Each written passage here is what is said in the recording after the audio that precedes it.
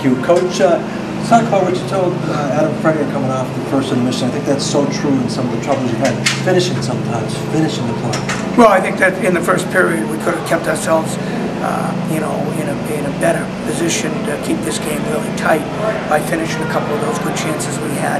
Though we had a couple of we had a power play opportunity where I thought we had good chances. We had a couple of other plays around the front of the net where we didn't finish, but that was only one part of the game.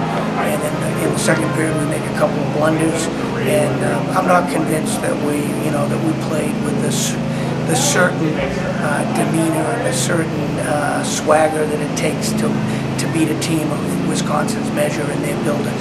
And I think that's as big a part of it. And that's the growing pains of the young team, but it's also the responsibility of everybody in that locker room to make sure they do believe to the degree they need to get the job done. One of the things that we saw too that they did very well, they in Wisconsin that first period, blocking shots, 11-1 in block shots. They did a very good job, and that also makes it tough to finish. Yeah, that's true. I mean, they're a good team, but we've got to play a whole lot better overall than we did tonight.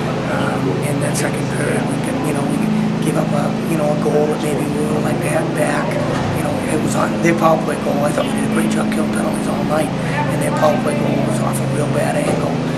With a screen, but nonetheless, we got to get that back, and we can't be losing track of the pucks in our own zone, and they get a chance on a wraparound.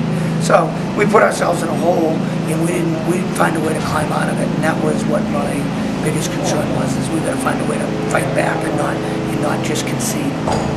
Time to look for a couple of positives, because now it's time to look forward. First of all, the penalty kill, the 5-minute major, then the subsequent 5-on-3 that was within that 5-minute major. We said on the air that we'll set the tone for tomorrow night, and what a tremendous job. The penalty killing starts with Paul David. Well, in the third period, sure it did, with making a couple of great saves on good plays that they made. But I thought our defensive core did a good job of reading plays, taking passing lanes and shooting lanes away, knocking some pucks down. So that was a plus on the night. They're going to make some adjustments tomorrow. We've got to be able to adapt to them. And finally, if the regional television audience doesn't know about him now, they certainly do. TJ Seiner is one of the few people I said on the air that will get me on the edge of my seat every time he touches that puck.